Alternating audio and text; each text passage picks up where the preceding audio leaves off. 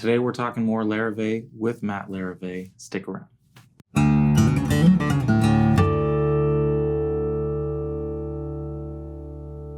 How's it going, y'all? My name is Cooper Greenberg. I'm David Kleckler. I'm Matt Larrivee. And we are all here today at Alamo Music Center in San Antonio, Texas. You can find us online at alamomusic.com. If you have not already, please subscribe to the channel. So, you may have seen the video that Chris and I did with Matt talking about all things Larrivee, well, some things Larrivee, some good stuff. If you notice, this is not Chris McKee. This is David Kleckler, and he is one of the Alamo guitar guys. And I will say, the champion of the Alamo Music Bringing on Larrivee expedition. Nice. You're a fan. I'm a fan. I have owned this Larrivee since 1998. 1997 D9. I love this guitar. I probably worked on it. I bet you did. I have loved this guitar since I've owned it, and ever since I've been selling guitars, I've never worked in a place where I got to sell these things. And I thought, well, man, it'd be nice to see if we could even reach out. You guys answered the phone when we called, so Usually. so it was awesome. I'm so stoked about it Yeah. because they're so nice. Yeah, he's been talking about this for a really long time, and it's always, I'm sure as you know, it's a process to like bring on a brand and figure out where you're going to stock and all that. David was the guy. He was the one that was. Well, now I'm a fan. Oh, nice. I'm glad. Look at us. We're doing it. We're all fans. So I got a few questions for both of you. I'm going to start with Dave. What made you gravitate towards that one in particular when you bought it? Well, I tell you what, man, there's just something about the feel of this guitar. I like the 9 Series. I love the lacquer on the back of the neck. I love the way the neck feels. I love the white binding because my vision ain't all that good, but I think I can see the dots better. I just like it. Mm-hmm. The tone is just something else. I thought I thought it was such a pretty topped guitar, and it's changed color over time. It's gotten darker and darker. Mm-hmm. The other thing I think is cool is you can feel the green through the finish. I do love that. Mm-hmm. But the guitar just has a different sound. It's got a big bottom end. It's really bright. It doesn't sound like some of the other models and makes that we sell. It finds its own place, and I just dig it for that. Yeah, I in the video with Chris, you weren't there. No. But we did talk quite a bit about what goes into a Larrivee guitar that makes it a Larrivee guitar. Now, this is 90s. This is made in Canada. Mm-hmm. And you did talk about not much has changed. It's the consistency of y'all's build, y'all's neck, y'all's bracing, all that. Would you say that anything has changed moving from Canada to Oxnard? Well, there's a lot to be said for that. As a guitar maker, there is. I'm going to get to that, but I'm going to go a long way around. Do it. There's sort of a take in the guitar world that vintage is always better. Something from that 50s Telecaster, that late 50s Les Paul, the pre-war Martin, that it's always better. And I actually take some exception to that, because I think what that says to me, you're either relying on a guitar getting better over time, or you don't make them as good as you used to. Yeah. And I think when people talk about that, that's really what they're talking about. They're saying, oh, the Telecaster of yore is better than the Telecaster they make of today, right? They're not doing as good a job today. And as a builder, I can tell you honestly that this is a fantastic guitar, but the one we make today is even better. Probably better. Right, because we've learned over many, many years and many, many trial and errors to improve things, right? So really there are a lot of differences that are very subtle between what happened in Canada and what happened to the guitars that we make in America. But fundamentally, it's the same guitar. The top is still, 3 to 3.1 millimeters thick. The back and sides are still, on a rosewood guitar, 2.63 millimeters thick. Bracing is still the same. There's a few subtle differences. This would have been made with Sitka spruce bracing, and now we use moonwood bracing on all of our guitars. Did you know that? I didn't know that. So they're all Austrian spruce, Picea ABs, which is a red spruce. So little things like that. But the core instrument is the same. You can take a bridge from today and take that bridge off and replace it with the exact same. You could cut that neck off and put the same neck on today. Wow. The core Larrivee formula doesn't change. I did want to ask, because in the last video you talked about the neck being constant throughout the history of your company.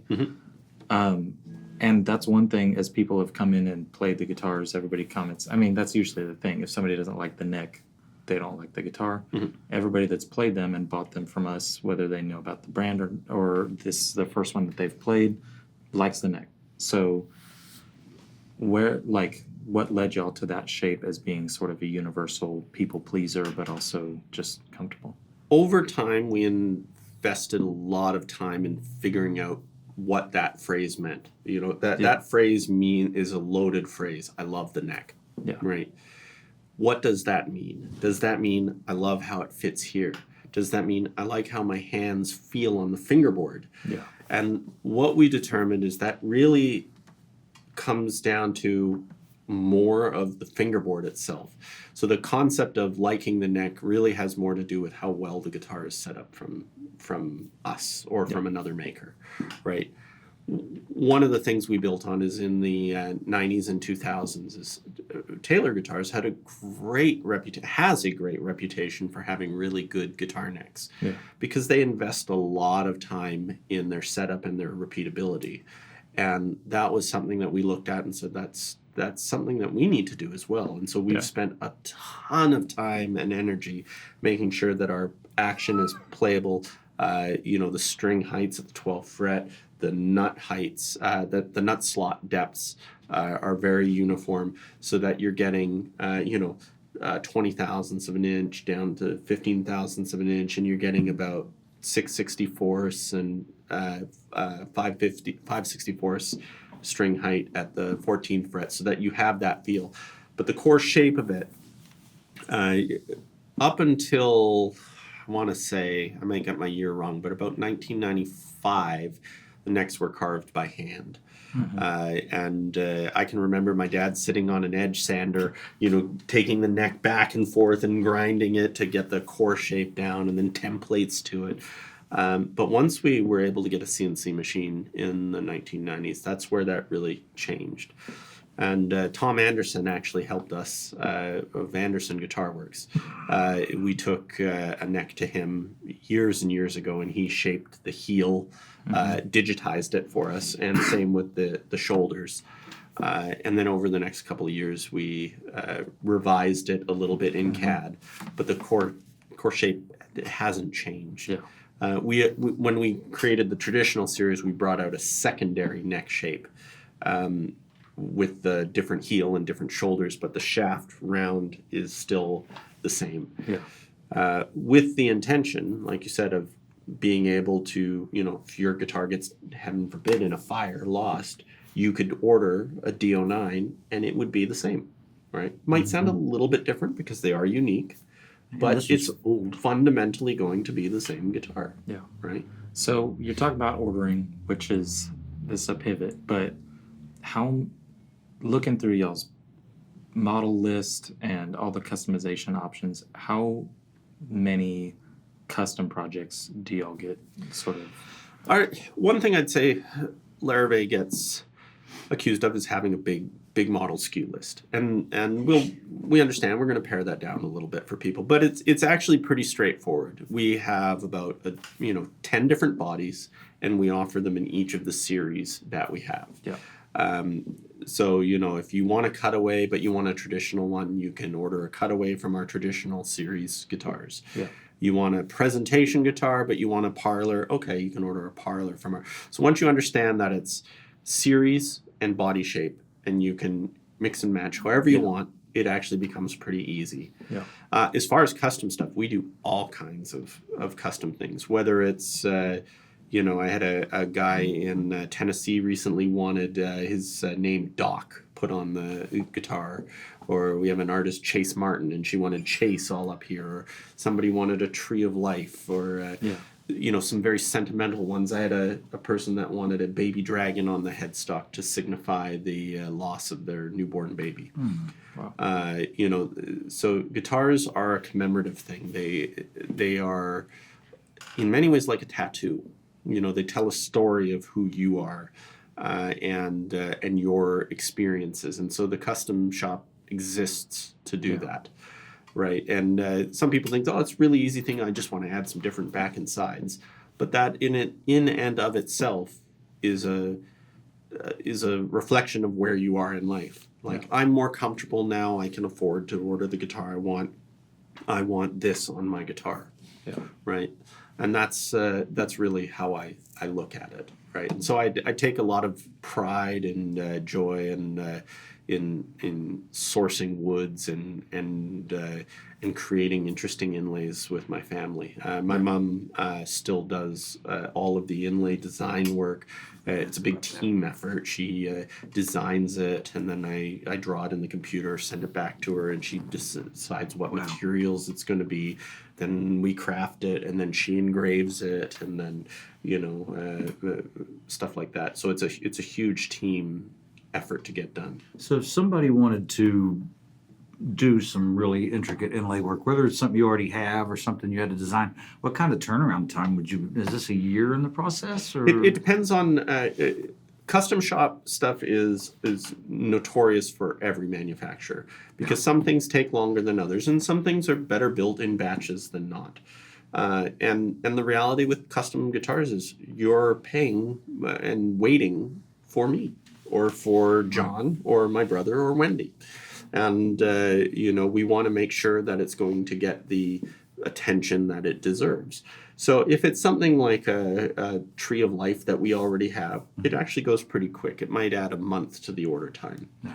If it's something that you want a custom one-off inlay, then that might add 6 months, right? Because it's going to have to go through a design process. Yeah. It has to be fit into the flow and not hurt anything. And it has to be, with art, it's cliche to say, but you can't rush the artist, for sure. Right? You rush the artist, you're going to get a subpar result. So for sure, when the mood strikes, then it happens. Have you ever turned away somebody's request for a custom inlay? Yeah, we've done all kinds of things. Sometimes they've been borderline turned away. Other times they've been altered to suit it. There are times where I should have said no, but for example, we had an artist. I think he's deceased now. I can't remember, named Jim McCrane, and he played an Alcoa jumbo, and he wanted an inlay on the headstock of a statuette with large breasts and mostly exposed. And rightfully so. My mom took some issue with that, and then until the guy explained, no, this is why I want it. It's not a perverted thing. This has meaning. It's a statue or whatever the situation was. And that inlay today is now our goddess inlay, which is available to it. Others, we get all kinds of custom options that people want. So we had a guy that wanted a top that was half Sitka spruce and half koa. Really? And somehow he convinced us to do it. How did it look? It was hideous. It was hideous. No refund on that one. But it really depends on the request. Yeah. As long as it doesn't violate the guitar itself. I don't want to alter the guitar just for the sake. I'm not willing to sacrifice my values as a guitar maker with the purpose of just satisfying, some odd request. Yeah. But we get all kinds of requests, whether it be for custom bindings, scale lengths. That's a good thing too. Different bracing patterns, different woods on the guitar tops, different inlays, custom tuners, different tuner knobs. We get all kinds of stuff. Most of them are turned around pretty quick, depending on the level of production backlog that we have. Our normal turnaround is typically around 3 to 4 months for a regular guitar, and customs can be anywhere from 4 months to 6 months for basic stuff, Okay. and then 6 months to a year for really complex stuff. And when you say basic stuff, like if it was a headstock inlay that you already have, that would be something 6 like months, that. yeah. Yeah. It depends on if my mom's in town to do the engraving, or if it's like one of our headstocks that has no engraving, like the Vine headstock, or the Torch inlay, where we have another person who can do that. Those end up being 3 to 4 months because they're very quick. Okay. But and other things that can cause it. So I get requests for people who want to have a specific back and sides wood. Well, if I don't have it, I'm not going to rush to get it. I'm not going to use a subpar inferior material. So I'll go out into the sawmill, find the piece of lumber, saw it, and then I need to dry it for 3 or 4 months. I was just about to ask that. And so that can add time to it. But the key thing that I tell people is like, yes, you'll be impatient. Yes, there'll be bumps along the road, but when you get it, it's a work of art that you'll never forget. For sure. That's very cool. Well, what I do want to do as a quick break before I hit the hardest hitting question of all time is I want to take a quick break and we'll take a listen to David's guitar and we'll be right back.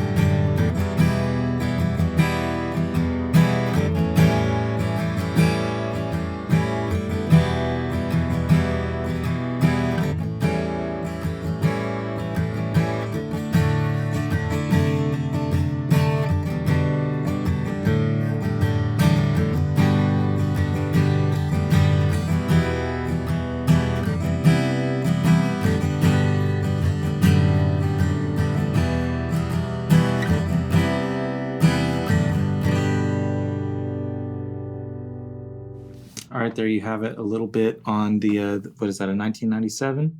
Sounded great. D9. It's beautiful. So we know your favorite Larrivee, but I do want to ask, I want to know your favorite, like right now. I'm sure it probably changes, but what you grab, but I want to expand it into, let's say somebody walks into a room, every single model that's available, not necessarily customized things, but just on the list, I think first and foremost, there's a couple of guitars that should be looked at.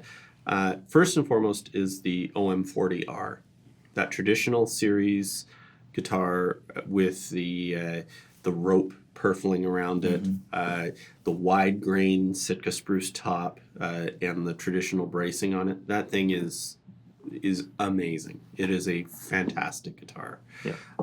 I think anybody that does flat picking is going to love an instrument like that.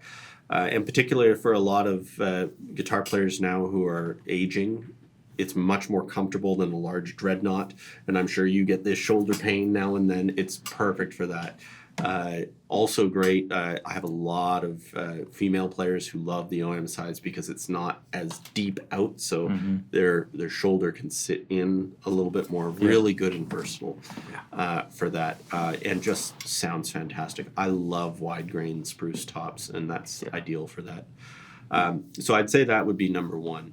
I also think people, if you're looking for a cutaway, something along those lines, our LV09, which is it's a little bit different than this one here, but it's an L body with maple binding, flamed maple binding that I make myself, and then has a narrower grain Sitka spruce top with our standard bracing, not the traditional bracing, with rosewood back and sides, single piece mahogany neck, dovetail.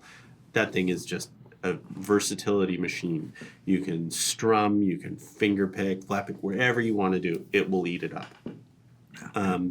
It's the king of versatility, and a lot of them we make with electronics as well. So great for a performing musician. Yeah. EQs incredibly well. Like recording artists love it because, or recording engineers love it because they just set everything flat and it's good to go. And the electronics you put in those? LR Bags. So we use another local company that we use. LR Bags is just up the street from us in Alamo, California. Okay. And Lloyd Bags and Ryan there are so good to us. They treat us so well, and they've designed many of the pickups to work ideally in our guitar.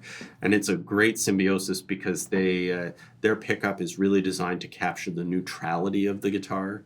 And that's what I love about them, because our guitar is about being balanced. Right. So, whereas you use other pickups like Fishman's and they come out very hot. They sound like an electric guitar or acoustic guitar electrified. Right. The LR Bags sounds very natural, and is a great price, fantastic quality. I love them. Mm-hmm. So yeah, LV09 is another great one to do.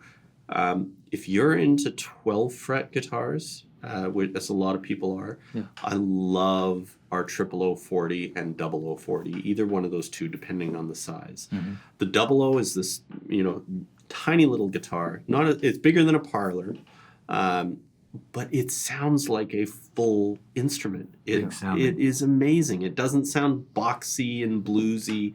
It's just a great all-around couch guitar. Like, I want to sit around and play guitar, sit on my patio, sit on the couch in the backyard, take it in the airplane, whatever you want. Great instrument, great all-around sound. Yeah.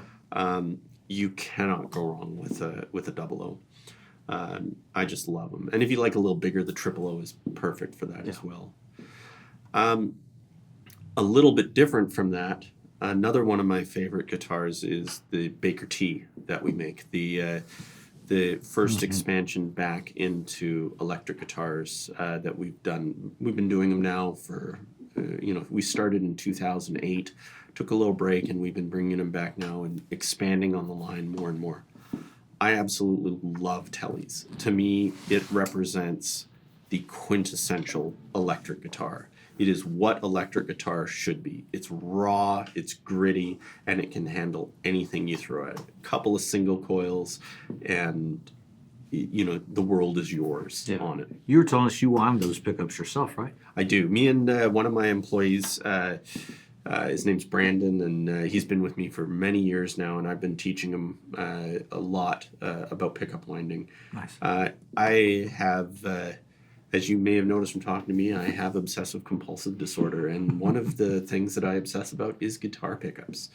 I have spent years taking apart and learning about vintage pickups. I've taken vintage 1958 PAFs apart. Wow. And cloned them to a T. Every little detail. I've taken 1950 Broadcaster, 53 Telecaster pickups apart and learned what makes them good and not good. And taken that into account. I go so far as having my own magnets, the metal poured just for me with the ingredients in the magnets that I want to get the particular sound. I utilize magnets that nobody else has or has access to that are plays on existing Alnico 5, 3, 6, and 4. And I use vintage wire. So I use plain enameled wire that is actually made on a machine from 1963. Wow.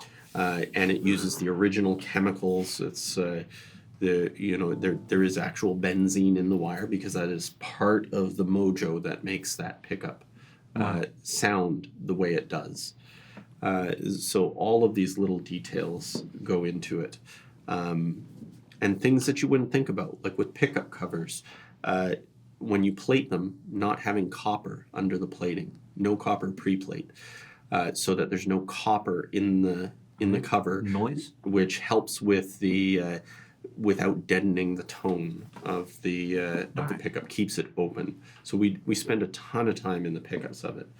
But in the Baker T, why it's one of my favorite guitars is we've taken what's fantastic about the Telly and we've really pushed it to the next level.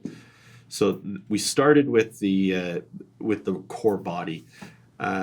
Several years ago, Seymour Duncan came to us and they wanted to build their 35th anniversary guitar, which was a replica of the guitar that Seymour made for Jeff Beck, where he had taken it to a belt sander and ground off a forearm cut and a belly cut on it. And they came to us and said, "We'd like you to build this. You know, we're neighbors. Let's do this."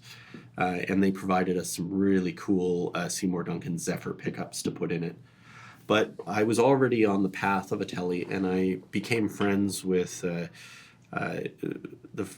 one of the people who are I would say is not one of, but the world authority on Telecasters, and that's Nacho Baños, who wrote the Blackguard series of books. He has the largest collection of Blackguards in the world, and he was kind enough to do a very, very close trace on 15 of the original Blackguards and for me, and I digitized those. He did the bodies, the necks, and the pickguards for me. Wow. And so the Telecaster that we make is a dead-on body replica from, I think the one we chose ultimately was 1953. It had a really nice curve to it. And the neck that we chose, we played with the neck over time because the original necks are all over the place. They were hand-carved. So we settled on more of a, we have 3 different necks, a fast neck, standard, and a historic neck. But most of the ones we build are with the historic neck, which is more baseball bat feeling, Right. Thicker. Really, 50 style. Yeah, 50 style. And every detail of the guitar is thought about. So, when you're playing it, you can get up behind the nut for string bends really easily and clear. Because the headstock's a little...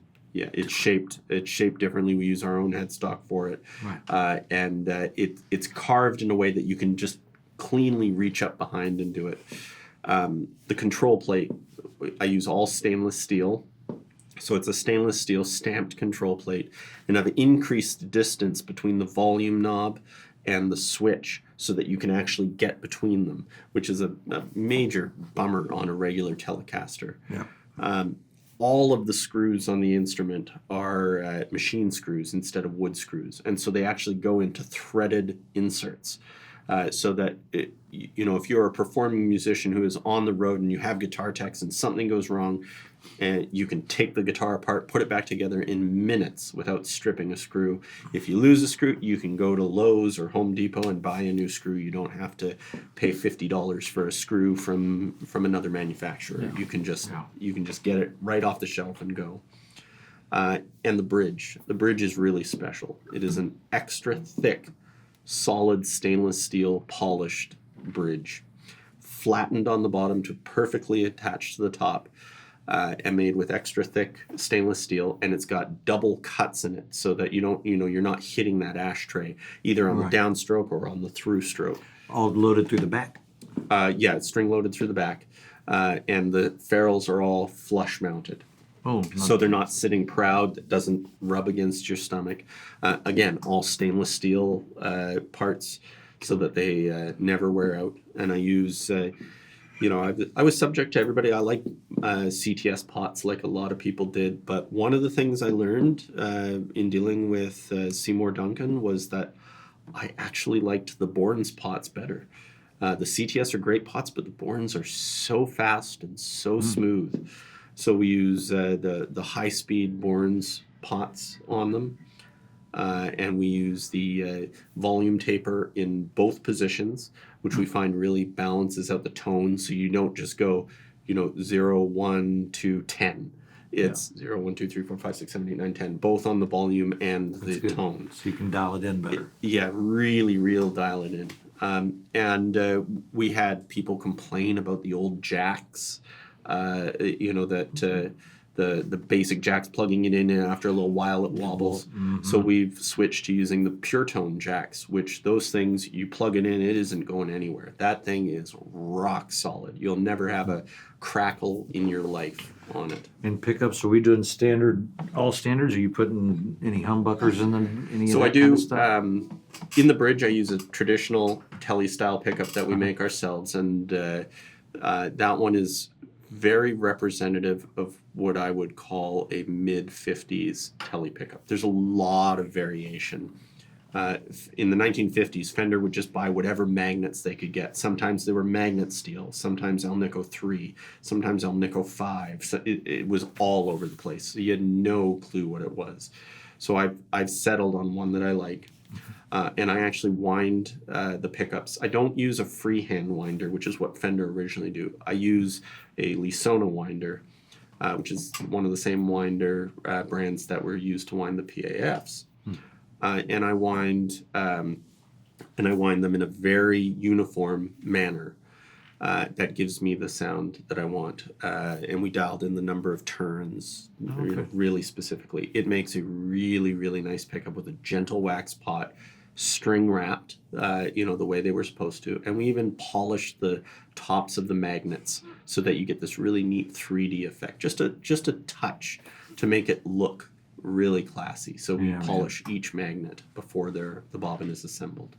So cool. But to answer your question, for the neck position, any of our Teles that have a pick guard are already routed for both a Firebird style pickup or a Tele neck pickup. And we actually sell pick guards preloaded with, so like if you bought one with a Tele neck pickup, you could order a pick guard with a mini humbucker in it already. Cool. That's very cool. Yeah, cool. then you just solder it out and away you go. Oh, nice. Yeah. Yeah, that's what I was curious about. If there was like a blues version of that, Yeah. Further to that, I love this guitar, and I don't know if you can tell. I love this guitar. I gathered. All of our Teles, including the ones that have a drop top put on, are all built from one-piece ash. Oh, And it's all ultra-light one-piece ash. I spec it very particularly that the wood weigh no more than 2.2 pounds per board foot. So most of our Teles will come out in the range of about 6 pounds. holy cow.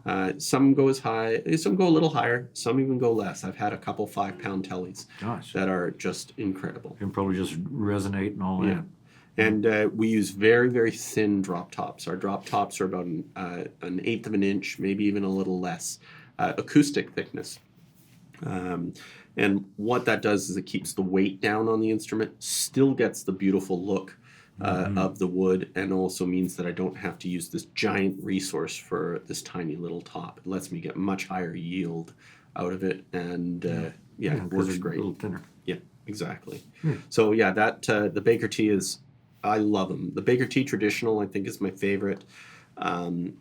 We have some really neat ones coming out soon with some wood that I've been sourcing from around the world.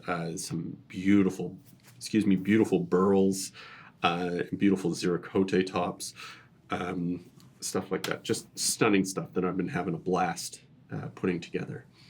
So the Baker T is one. And last but not least, I think anybody, if they get the opportunity in life, needs to try our L10. The L10 is our deluxe series. We do make guitars that are higher than that, but an L10 is really the highlight of who we are. It's got abalone around the top, around the rosette, fingerboard inlay here, and we regularly make them with a headstock inlay that can be I ordered. love that little silver. Yeah, it's got the silver border trim, and it's just enough inlay to not be gaudy. Right. It just strikes the balance. It threads the needle perfectly. And the L body is really who we are as a company. That's a nod to tradition. That L10 is a special instrument and holds a special place in my heart. Well, good. Yeah. We should. What's the typical wood pairing on an L10? On an L10, by default, it's Sitka spruce with a mid-width grain, and it will have the best of the best rosewood back and sides. Our rosewood is everybody says it, but our rosewood is truly better than everybody else's that you can get, which I can tell you more about if you wish. But it's rosewood back and sides, and it's got a single piece mahogany neck, jet black ebony fretboard and head plate, and bridge, and the moon spruce bracing, and the abalone all over the place. So it's pretty cool. Really fun I would guitar. love to play one of those. Yeah. Yeah, I just love like you get what you're talking about in the L10 and sort of the crown jewel type thing, but then so much of that quality is represented all the way down. So even not as pricey instruments, like the appointments that y'all are doing on them, beat pretty much anybody else at the same price point, you know? I love hamburger analogies. All right. Whenever I Me talk too. to people about guitar, I love hamburger analogies. I liken a guitar like this, like going to Five Guys. All right. If you've ever eaten at Five Guys, you know they make the burger fresh. The core Larrivee guitar is the patty, right? Yeah. Everything else as you go up in step is the cheese, lettuce, and mayo, right? An L10 is a full-on deluxe burger. It's got abalone mayonnaise, it's got abalone lettuce on the fretboard, and it's the full meal deal, with fries and a shake. Yeah. But when you get to the cheaper Larrivee guitars, it's still the same hamburger patty. Yeah. The foundation, the building block is still there. It doesn't mean it's any less guitar, right? Owning a higher end Larrivee versus a lower one is like, it's a thing of where you are in life, right? Some people are blessed and they can afford the best of the best, and that's what they're going to have, and that's what their guitar reflects in them. Other people are money conscious, just as my dad was when he started out, just as I am today. And, an LO3 or a simple 6 model is all they can do, and that's okay. And they should both have killer guitars. Yeah. Right. I love the fact, and I didn't even know it then, but all your guitars come with a hard shell case. Every single The one. same case this guitar has been housed in for 30 years. Correct. Yeah. Just The awesome. guitar case is a hard thing for us. We've used case, years and years and years ago. We used Durabuilt cases, Mark Leaf cases, and then we used a company called Dat Cases, and we've been buying our cases out of a company in Quebec for 35 years, I think, maybe even more. We've purchased some of our cases out of China as the quality from cases in North America have fallen. Say what you will about products made in Asia, but people in Asia can make incredible guitar cases, absolutely incredible stuff. So it's one of those things that if I use one, it's not because it's a cost-saving measure. It's a quality thing. The quality of the cases out of China these days is second to none. They're very, very good. Well, it just speaks to you guys that even the least expensive guitar to the most expensive guitar, you think it's worth having a case for. Yes, absolutely. And I think so too. Yeah, hard shell case for everything. We try to provide some difference. So like our lower end guitars have always come with a flat top case, and our higher end guitars have been coming with arch top cases. And we're looking at, we've even done some very high end ones that have had like an alligator type texture to them and separate them a little more, or a little diaper on top of the guitar, that kind of thing. So It's just great. I mean, there's so much value and quality everywhere. In every level. it starts at the bottom, right? Yeah. Every piece of the guitar, every piece has to come from quality, because everything is built on everything else, right? Yeah. The head block of the guitar, I cut that up from beautiful quarter sawn African mahogany, right? Not scrap wood. I cut up nice, new, clean lumber that gives me a really nice, perfect head block that I can sand the neck angle into perfectly. The kerfing, the kerfing I make from aspen wood, and I cut that all up. I buy that, I grade it. It's not just a junk wood that nobody sees. The kerfing is pristine, white, and beautiful. and made from a high quality domestic material. Yeah. You know, it has to be good no matter which part of the guitar it is. And in all honesty, it doesn't cost that much more to do it. Yeah. Right? I mean, we're priced competitively to other makers, and yet we're using top quality materials because we're not trying to save a buck. Yeah. That's awesome. Yeah. I don't know what y'all talked about last time, but I want to ask, has tariffs been a problem yet for you guys? In some places, it has. The biggest fear that we have with tariffs is uncertainty. Running any business when there are tariffs is an uncertain thing. Deciding whether there should or be tariffs is a decision that is beyond my pay grade. Yeah.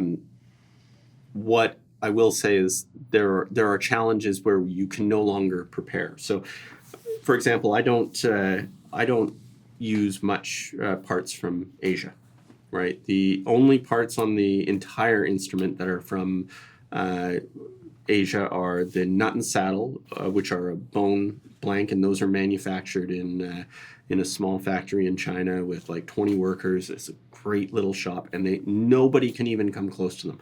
I cannot buy nuts and saddles bone in that quality, in the quantity that I need in America. Impossible. Nobody can do it.